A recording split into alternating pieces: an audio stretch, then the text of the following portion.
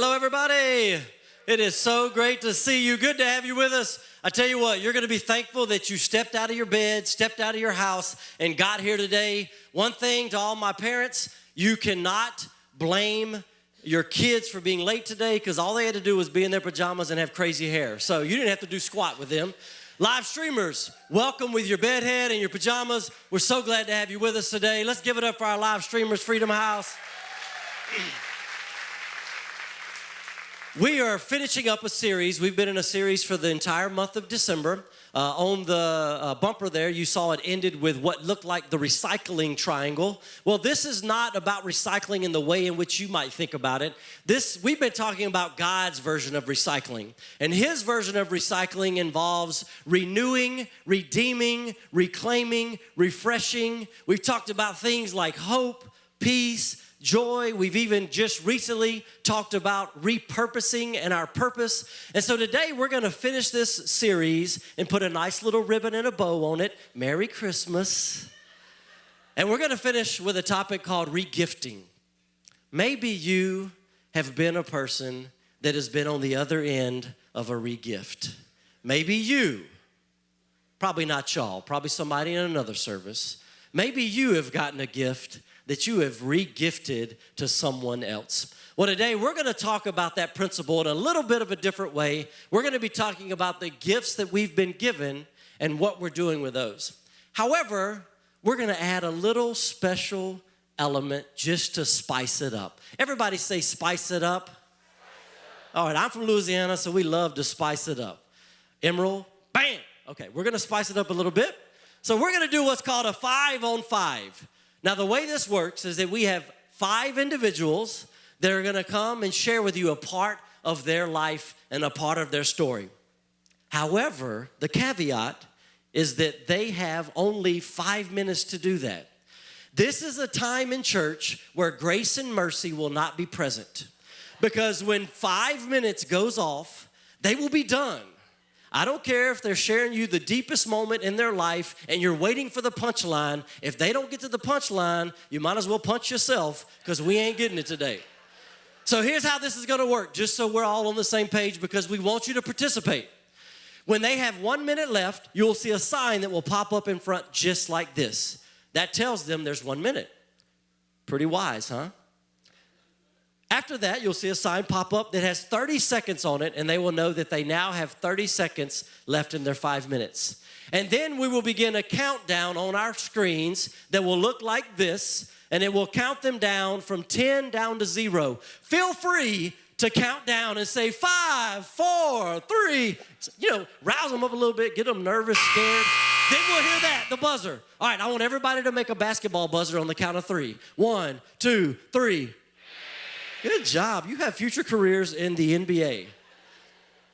So that's how we're going to do this. And so I would like to start by introducing the first person who will come to this platform. It's a gentleman that I have known for a long time through Freedom House. He's been at Freedom House for a long time. He is a great father, a wonderful husband.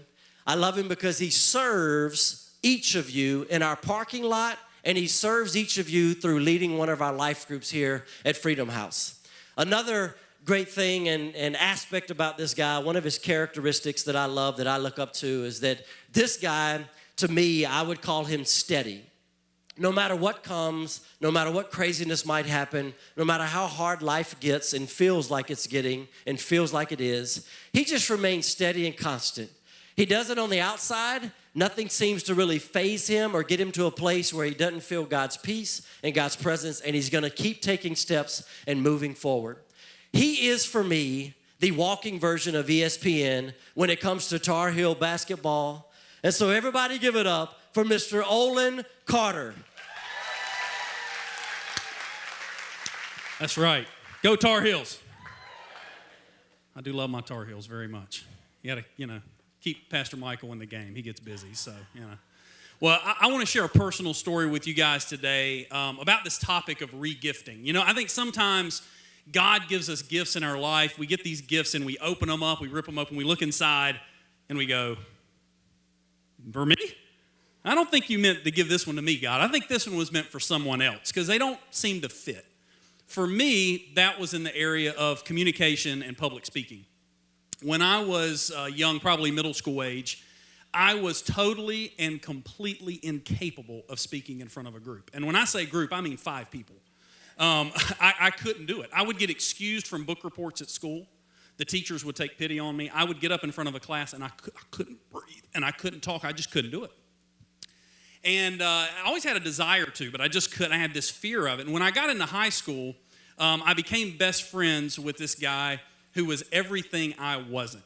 He could preach. He could sing, man. He had confidence and boldness. I mean, he was awesome. He was like a little mini T.D. Jakes. You know, you ever meet anybody that could just do everything you wish you could do?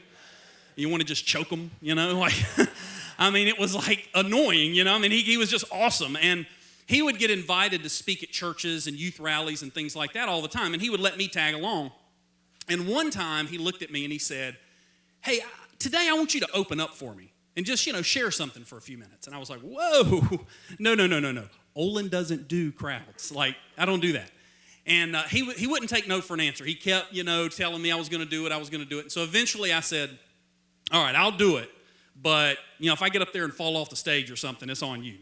Don't expect much." That day when I got on the stage, I'm telling you, there was like 400 or 500 people in there, and I was terrified. I couldn't breathe. People were looking at me like, "Are you okay?" I mean, I looked like I had the flu. I was just mortified. I couldn't breathe, nothing. It was terrible. And that feeling didn't get any better up until the moment I went to get the microphone. When they introduced me and the guy handed me the mic, I'm telling you, it took every ounce of faith I had just to grab that microphone. But that moment, something changed in my life. I felt the grace of God just come over me, and all of a sudden, all those feelings went away. I could breathe, I could talk, I could think. And so I talked for a few minutes, everything went great, and from that day, I got confidence that I could use this gift of communication. My whole life changed. I went on to work in the youth ministry at my church and teach regularly. I started doing mission trips, and it even led to the job and the career I have now in sales, where I have to talk all the time and make presentations and stuff like that, and I love it. I never dreamed I would be able to do some of the things that I do today. But I didn't fully recognize when all that happened what it really would mean in my life. You see, a few years before that, my grandmother had passed away, and my dad took it really, really hard. He began to drink, and the drinking got worse and worse and worse. And my mom and I did everything we knew to do. We loved my dad. We prayed for him. We begged him. We pleaded. We did everything we could do. You ever just been at the end of your rope with something? We just didn't know what else to do. And nothing got better. If anything, it got worse. Until one Sunday, I was asked to share something in my church. And that Sunday, I mentioned that my dad was an alcoholic, and that I'd love if everybody could pray for him, and that I loved him, and I was believing God would bring change in his life. And my mom took the recording of that service, and she took it home, and she sat it by my dad's chair. Now, you have to understand, my dad growing up, he never came to a single thing I ever did. He never came to a ball game. He never came to a school function. Never came to anything at church, never anything. But for some mysterious reason, he played that tape. My mom kind of hid in the back and watched as he listened to it, and she said when it got to the part where he heard me say, "My dad's an alcoholic, but I love him, and I'm praying for him, and I know God's going to change his life," she said tears just began to stream down his face. My dad made a decision that day that he was going to stop drinking. My mom started asking his buddies. He quit drinking like that, totally delivered. And until he passed away a few years ago, for the rest of his life, he never drank again. And I got my dad back. Now, what if I would have been too afraid to take the mic that day? I would have never gotten the career I have today. I would have never gotten to serve in my church. I would have never gotten to do all the things that I've gotten to do. And my dad would have probably never gotten delivered from alcohol. Most of you in here today, most of us, we're not called to be Pastor Troy. We're not called to sing on the stage. But all of us have a gift. All of us have something. And so I want to encourage you today, whatever's holding you back, whether you're afraid, whether you're intimidated, get rid of that. Put it out of your mind and decide today that you're going to serve God with the gifts he's given you. Woo! Yeah. So all you know at the end is you're going to serve God. That's all you know, all right? So figure that out when you get home, okay? Now, what I want to do is I want to, hopefully, as you hear all these people today, the great thing is that there's probably going to be one or two that you really connect with. Something in their story connects with you. And so I want you to just write down one or two little points that connect with you. And I'm going to come up here and share with you my takeaway from what Olin just said. My takeaway from what he had to say is that God's desire is that we don't allow emotions and feelings to get in the way and keep us or stifle us from using the gifts that God has given us, because we never know who might change off of our obedience, all right? So you heard about his dad. So great job, Olin. Now we're going to have our second speaker come to the platform, and this gentleman also is a great father, a loving husband. He drives a big truck that I'm very envious of, even though he doesn't like to get it dirty, but it's a truck. I don't know. Figure that out. This guy, he serves you all by ushering here at Freedom House. One thing about this guy is that it is very difficult for him to find clothing because, like a flood of water that can't be contained, his shirt has a hard time containing his biceps, his deltoids, his triceps, his pectoralis major, pectoralis minor. I told him he ought to wear yoga pants because they're stretchy on his upper body, just so he can flex. So everybody, let's give it up for Mr. Howie Lang. Okay. I just shop where Pastor Choi shops. That's all. My jeans aren't quite as tight, but anyway, he's gonna get me for that one. Okay, so like Pastor Choi, I do CrossFit. That's how you get looking like this. But anyway, we do stuff, we do movement for time. So when they said that there was gonna be a clock, I liked that idea. The problem is, last night, I finished in under 4.5 minutes, and I thought I won. Pastor Choi, I thought I won. I go in the back, and Makita said, no, you lost. You gotta go all the way to the buzzer. I don't know how to do that. So anyway, the title of my message is called The 5-Minute Journey. And the reason why I felt like I needed a title is because it was a journey. It was a journey for me. It was some self-discovery. When she called and asked us to give a message on regifting something, at first I was regifting, that's bad. You don't want to regift something. That's usually something that you get that's bad. But when she explained it and I started writing stuff down and thinking about it and praying about it, it was tough. I didn't know what my gifts were. And I'm sure a lot of you out there would probably have the same thing. You wouldn't, if somebody asked you, what are your gifts? You probably don't know. So I went through this process, this journey, and as I went through, you know when you're teaching something new that you learned to somebody else, and you feel like as you teach it, you learn more about it? Well, that's what happened to me in this journey. I learned more about myself. I learned some of the gifts that I have that I didn't know I had. So about 2 weeks ago, I go home from work and I tell my wife, I said, I don't know what I'm going to talk about.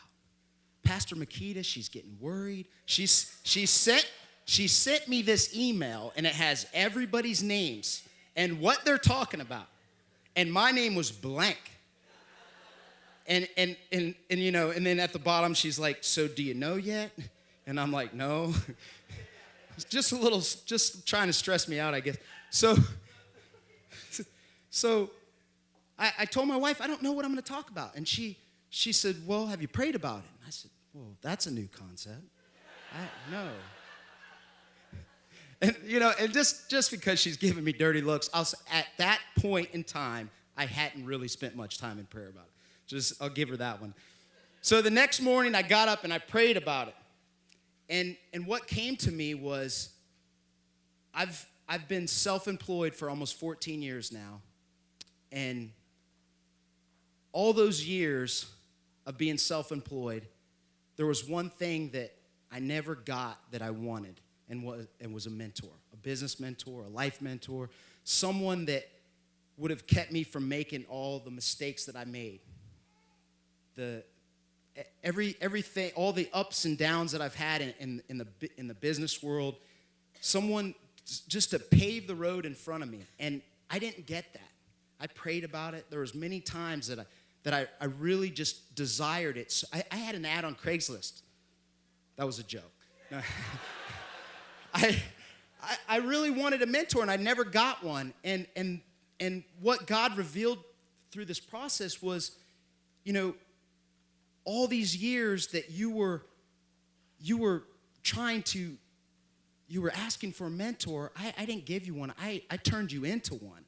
And my wife said, you have this business and you got all these people, these project managers, these sales guys, all these people that you're responsible for, and you're always mentoring them. You're always teaching them leadership skills and teaching them how to grow and stretch themselves. And all this time, I didn't realize I was even doing that. And so my gift that I'm regifting is that I'm teaching that to the guys that work under me, and they're doing it to the guys that work under them. And it just goes on. And so that's what I want you to take away. And the thing is I was asked to go on this journey, and I didn't even want to, but I was asked to. And I just challenge you.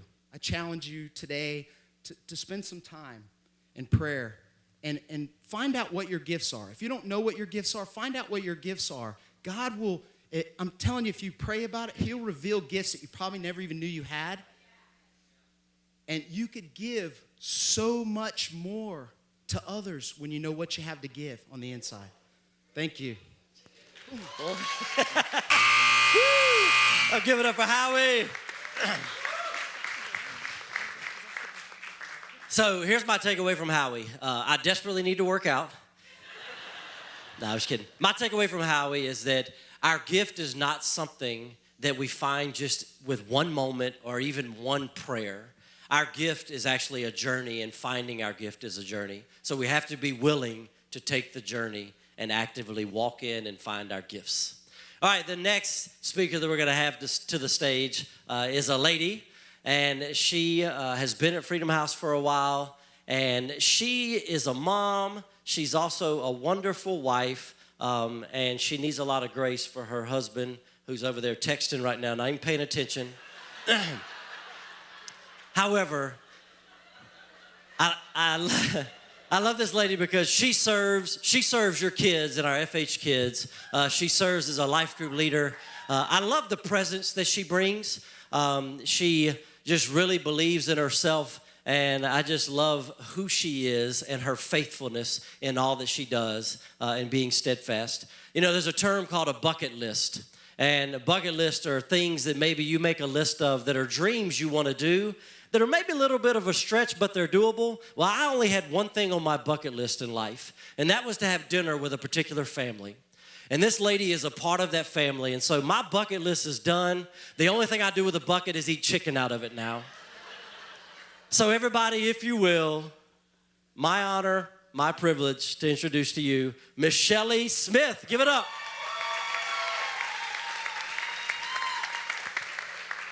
Thank you, Pastor Michael. Wow. All right, well, this morning, I wanted to tell you and actually share with you the story of how my family got to Charlotte.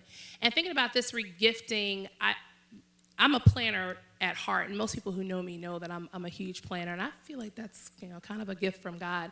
But in this story, I want to share how God kind of regifted that plan and turned it into his purpose for us. So in 2006, my husband and I were living in Maryland. We were married for 2 years. We were serving members at a church in Baltimore. Everything was going great. In August, we had our first son, and very soon after we had him, I felt in my spirit that it was time for a move. This was totally puzzling to me because, again, Maryland was great. Everything was good there, good jobs. We were going to build a home. But I couldn't shake this feeling that it was time for a move. So if that wasn't kind of enough, I think in November, we visited Charlotte with some friends. And the next thing we know, we put a bid on a lot. And in December of 2006, we signed a contract to build a home in here in Charlotte, and we were moving in May. And so next thing that happened was in February of 2007, God spoke to my heart again, and this time he told me, I want you to resign from your job right now.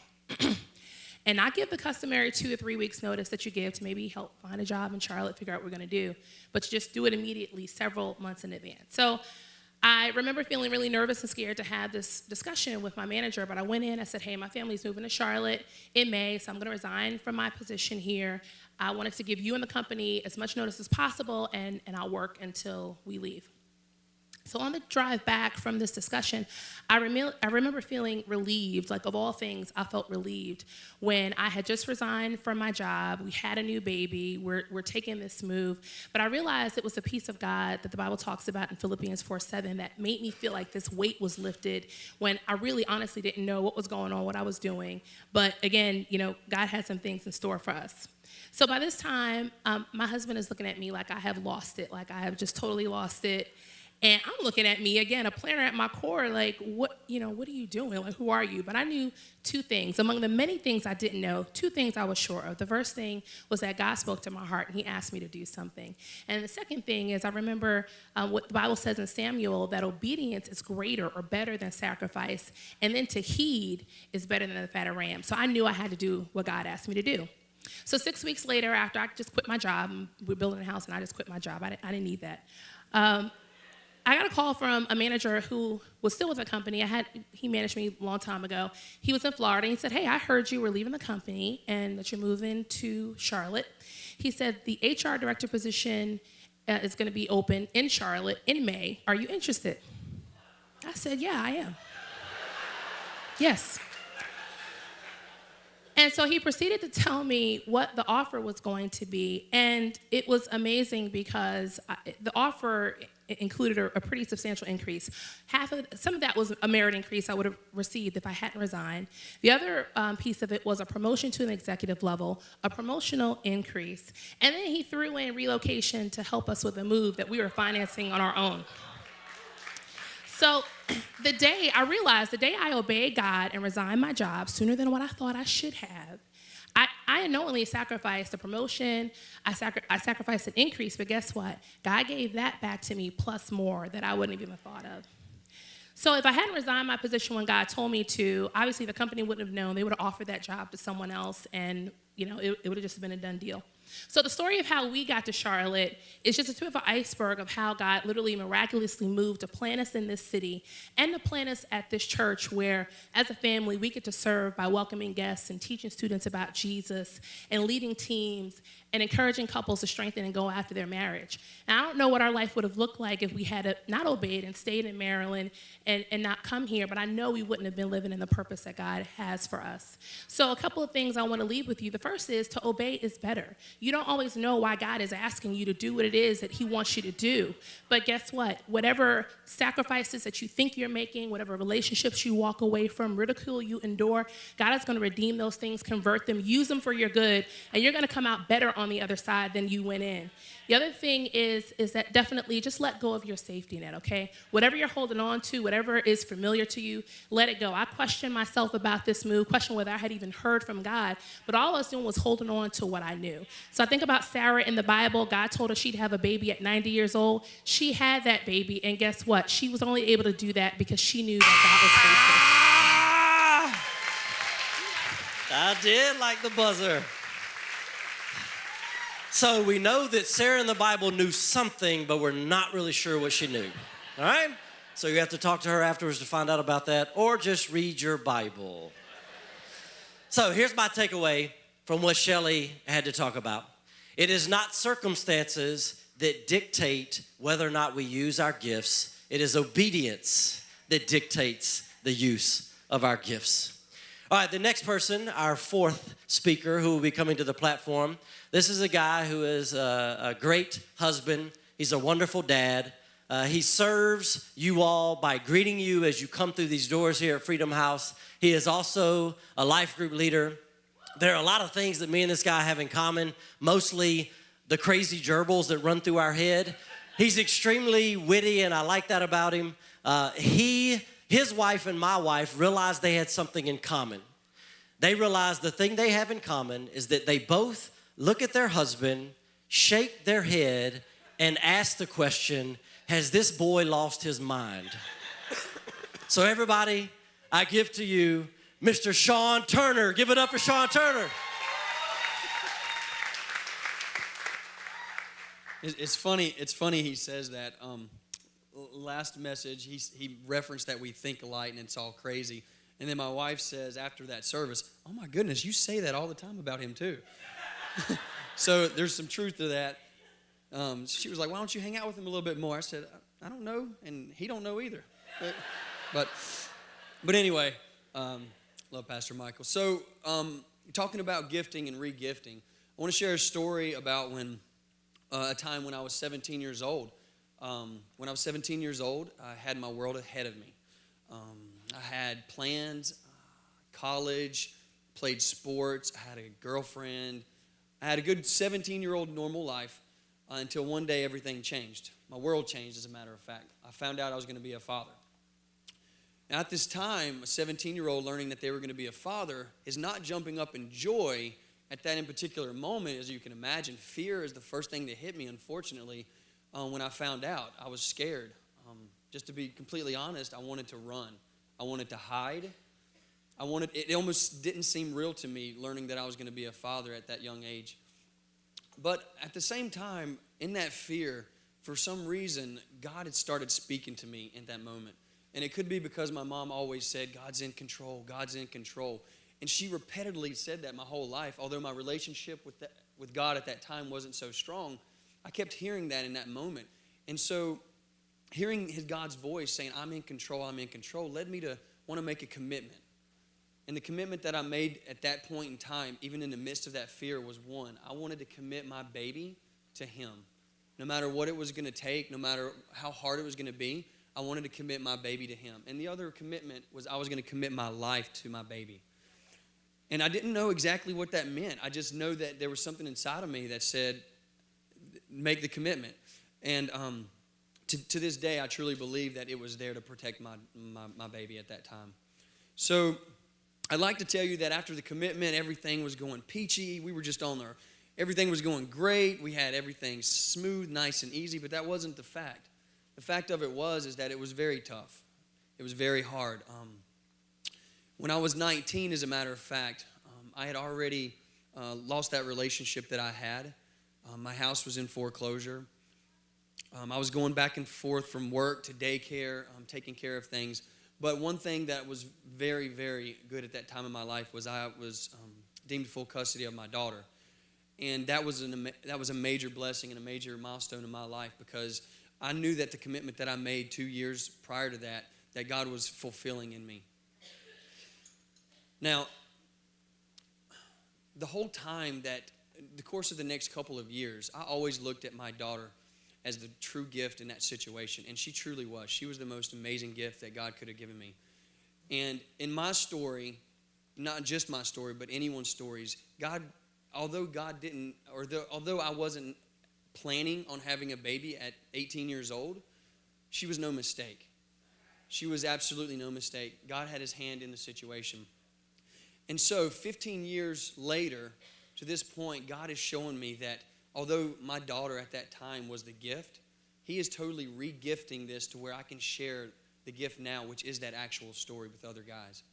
There's been a lot of opportunities, especially recently, where guys have come up to me and started asking me about my situation.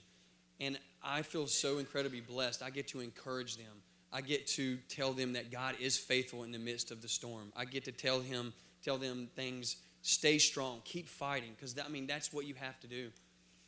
And so I was just amazed at when God revealed to me that I was re-gifting something and didn't even know it at the time. And so what I did want to tell you guys today, that's my story. But everybody has a story. I think we've mentioned that already. But understand that in the midst of how hard it is, in the midst of how much you want to give up, because I did.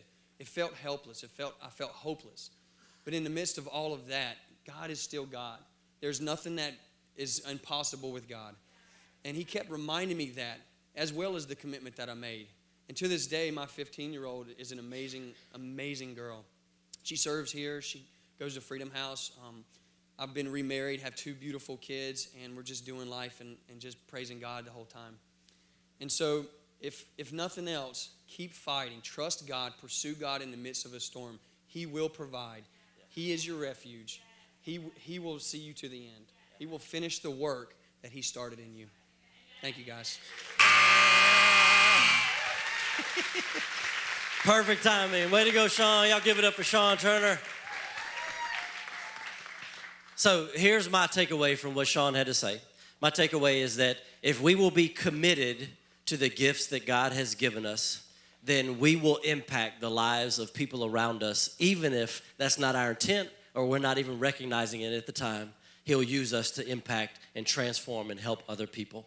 All right, the last person that is going to come to the platform, a wonderful lady. She is a brilliant mom, a great wife, and I love her because she serves you all in our FH Kids. She serves your kids there. She also serves you with her beautiful voice on this platform, singing with our worship team, and she also serves to being a life group leader here at Freedom House. Now, when she comes out, you're probably going to have a thought like, man, she seems like such a sweet lady, and she is. She is extremely sweet. She just gives off an aura of sweetness.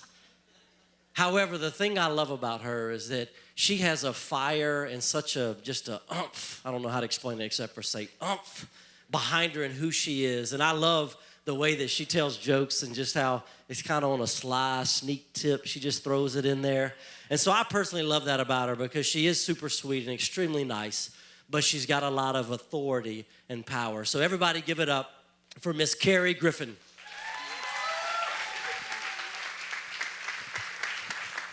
Thank you, Pastor Michael. I am sweet. Just ask my husband. I am sweet. I want to tell you about a time that I was 22 years old. I had just finished my first semester of graduate school. I had just taken my final exams, and I got a call from my mom. She said, you need to come home right away. I was living in Birmingham. I was in school in Birmingham at the time. She said, you need to come home to Charlotte right away. Your dad has been diagnosed with cancer. And that was terrible news for me. I was 22. Some of you have probably received news like that. It's devastating. And I got it at Christmas, which made it even more so. So I came home.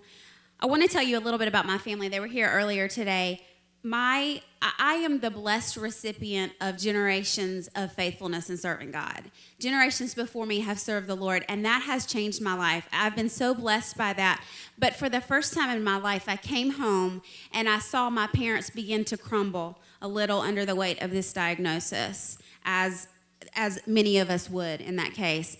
And I heard God's voice say to me, you're going to bear this burden for them. You're going to take this on for them. And I was the baby of the family. I had never operated like that before. But I began to do things. I began to operate in gifts that I didn't know I had. I began to prophesy over my dad. I began to speak the truth over my dad, God's word that had been hidden in my heart that I didn't know was there. It was coming out of nowhere. I began to speak to the cancer and take authority over it and command it to die. I began to put Bible verses all over the house. I say this not to boast in me, but to say that God can use you where you are. He is able to use you in ways much greater than you think you're capable of if you allow him to do it. And at 22 years old, I was bearing this burden for my family. I'll never forget standing in my parents' foyer, and the Christmas trees were up, and we were praying, and my grandfather, who was kind of the patriarch of the family, was standing there laying hands on my dad and praying for him. And I had a vision of flaming arrows just shooting into the night sky, just hundreds of them as far as my eye could see. I still see it. And God said to me, Carrie, that's what you're doing. You're sending those forth when you stand on my word, when you claim my promises, when you speak life. Because how many of you know that the power of life and death is in the tongue? And he said, speak life. When you do that, you're sending these arrows, hundreds and hundreds of flaming arrows. And they were flaming because they were lighting up the darkness. And they're flaming because fire is destructive. He said, you're destroying your enemy. So he had given me this arsenal of weapons, you know, his word and truth. And we were sending these arrows. And over the course of a few weeks, my dad had scans done and biopsies done. They were trying to determine exactly what kind of cancer it was. They knew it was lymphoma, but they wanted to know exactly so they could determine his treatment. And they actually couldn't determine what it was here in Charlotte. So they took a sample of the cancer tissue and they sent it to Johns Hopkins in Baltimore to make that determination. And so weeks went by and we were waiting and Christmas came and it was terrible. And a few weeks later, the surgeon called And he's a family friend, someone that we had known for many years. He's a man of faith. Thank goodness for doctors who are faithful, who serve the Lord. He had prayed with my dad before the biopsy, and my dad had known him for many years. And so when he called, he had tears in his voice. He was very emotional, and I thought, this is terrible. It's even worse than we thought. And I handed the phone to my dad, and he was emotional because he said to my dad, he said, Mike, my dad's name is Mike, he said, it's not cancer, it's spleen tissue. It's harmless. See, what had happened 30 years before this, my dad was in college. He was 20 years old. He was playing football, and he took a hit, and he ruptured his spleen. He was rushed to the hospital. He had emergency surgery to remove his spleen. They removed it. They thought they got it all, but there was a mistake. They didn't actually get it all. Part of it had actually spread into different parts of his body, different organs, and it had been quietly and harmlessly growing there for 30 years. I will never know if that was really spleen tissue all along or if it was cancer and God turned it into spleen tissue. I'll never know because I have been shooting those flaming arrows, but I know that I trust him.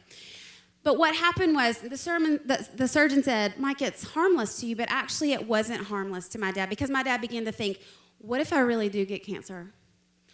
What if I haven't done enough to take care of my family? What if? And he began to have panic attacks.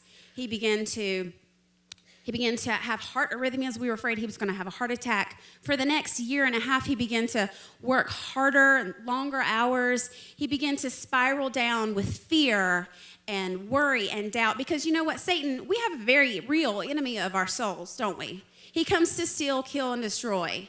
And he says, you know what, maybe I can't get him with cancer, but I can steal his joy.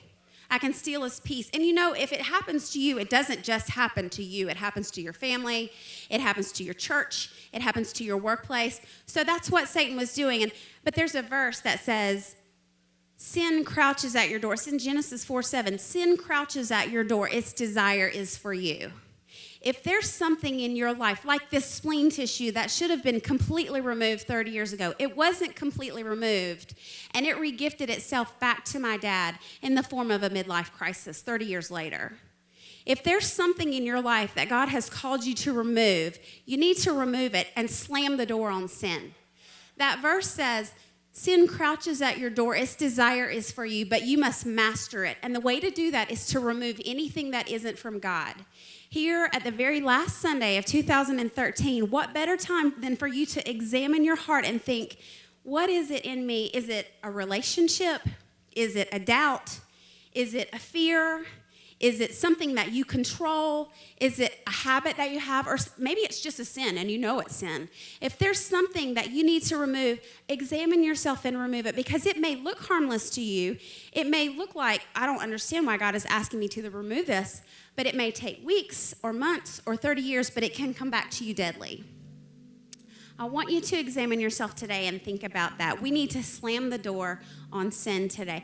Or maybe you're here today and you've heard these stories and you're thinking, wow, I don't have a story like that. I don't know what, like Howie said, I don't know what my gifts are. Take some time today to think, you know, what are your gifts? Maybe you're thinking, I don't know this. That lady up there, she just said, I have an enemy of my soul. What is that all about? But just as we have an enemy of our souls, he's very real, we have so much more powerfully a lover of our souls, and his name is Jesus. And he already knows you. He already knows everything about you. He just wants you to know him. Maybe you've had a terrible year and you're sitting there thinking to yourself, I cannot have another year like 2013. Well, I want to tell you, you don't have to. You can have a whole different year. 2014 can be your year where everything in your life can change and you can have a story. I mean, we're just people here that go to church here, but the Bible says that we overcome by the blood of the Lamb and our word of our testimony. And that's what we've been sharing with you today is our testimony. And you can have a testimony too. So if you're here today, all over the place, if you would you just stand up with me?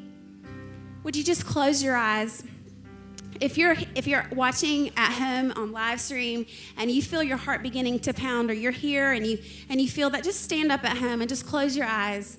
I just want to ask you, if you're here today and you don't know the lover of your souls, like I've been talking about, and you're thinking, I can't do another year like this year. I need something different. I need something to change. If you're here today, maybe you're watching from home and that's you, I want you to just just make that decision today. Just if you want to know Jesus today, just slip up your hand. Just slip up your hand in this room. If you're here and you're thinking, I cannot make it another day, I need a story like those people told. If that's you, just slip up your hand today. Thank you. Thank you so much. I see you back there. Maybe you're here today and you say, you know what? She's right. There's something that I have in me that I need to remove. I don't exactly understand why God is asking me to remove this, but He is. If you're here, just examine your heart and think, you'll know it's not from God because it's not blessed, it's not anointed. If that's you today and there's something at the end of 2013 that you say, I'm going to remove, fill me up, God, with you. If that's you, would you just slip up your hand? I think this applies to so many of us. Thank you. There are hands all over the room. This applies to so many of us, whether it's a doubt or a fear or something we struggle with, just remove it. Today is your day to remove that. Thank you for raising your hands. Those of you that raised your hands, would you just look at me for a minute? I want to tell you something. I'm not a pastor. I didn't go to ministry school. There's nothing special about those of us that came up here today, except that we have a testimony, and you have a testimony too. You will today. You will have something that you can go forth. There's nothing magical in this prayer, but we stand on God's word and we speak. When we have that, when we speak that, that's our power. I want to just pray with you today. Everyone, please pray with me today. But if you raise your hand, I want you to say this loud and strong. Everyone say, Father God, thank you for your voice. I hear you calling me. Lord, I say right now, loud and strong, that I want to know you, that I believe in you, that you lived and died, and now you live again just to save me. Please live in me, Jesus. Change my life. I am a new person right now. God, there are things in my life that don't belong. Take them, Lord. Help me to remove them without looking back. Fill me up, God, with you so there's room for nothing else. I thank you that everything changes today. I'm starting a new year as a new person in Jesus' name. Amen. Amen. Thank you so much. I feel renewal in this place. I feel like 2014 is your year. Weren't these some great stories today? I was so blessed by everything I heard today.